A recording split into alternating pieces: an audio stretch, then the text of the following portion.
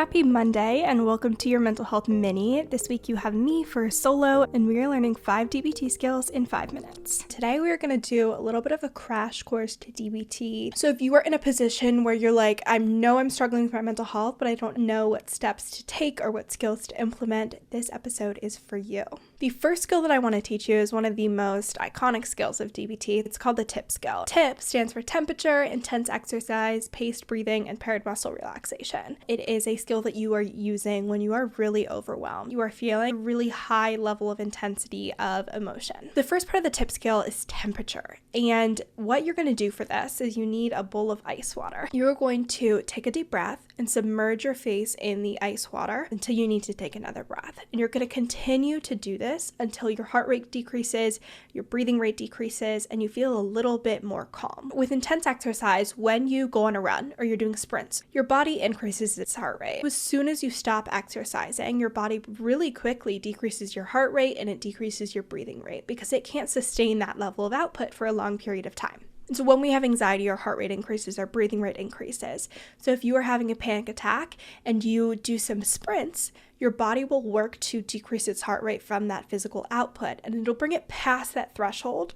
that it was at with the anxiety or anger or whatever emotion it is you're experiencing. The first P in TIP is paced breathing. So what you're going to do is you're going to inhale for 2 counts, you're going to hold for 1 count, exhale for 3 counts, hold for 1 count. And the idea is to make your exhale slightly longer than your inhale. You're going to do this for a couple of minutes. And the final P in TIP is progressive muscle relaxation. So you're going to pair this with your paced breathing. And as you inhale, you're going to clench your muscles further. You're going to hold for a minute, and then you're going to exhale and release the tension in your muscles. And you are then releasing that tension below what it was at when you were anxious, angry, stressed, etc. The next skill I'm going to teach you is the stop skill. You are using this when you are extremely emotionally distressed and your actions and decisions are entirely being controlled by your emotions. STOP is another acronym. We're going to stop, we're going to take a step back, we're going to observe and proceed mindfully. The first thing you're doing is you're physically and mentally stopping. You are physically stopping in whatever situation you are in, and you are mentally stopping the thought that you're having. You're going to take a step back. Ideally, this is physical. If you are in a situation where you're having a panic attack, maybe you step out and go to the bathroom. If you're in an argument, you are leaving the argument. Next step is to observe. After we are out of the situation that's bringing up this intense emotion, hopefully our distress goes down a bit, and then we can kind of reflect on what's happening. What is going on in this argument? What is effective? What's not effective? If you're anxious, what was making me anxious? What is the actual threat here?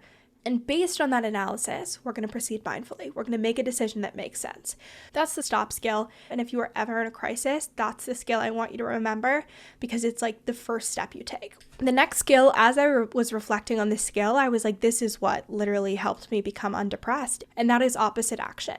So with opposite action, we are looking at what our emotions are telling us to do, and we're doing the opposite so we can be as effective as possible. Because if we ran away from every single thing that we were scared of, we would never be able to do anything in life. So to give you some examples of opposite actions for emotions that you probably want to do the opposite of, we'll start with depression. Depression tells us to isolate, it tells us to withdraw, it tells us to lay in bed, to avoid our responsibilities. And what's funny is that if we do the opposite of that, if we go and engage with people, if we get out and about, if we fulfill our responsibilities, we feel better. Another common one is anxiety. Anxiety tells us to avoid because there's a threat.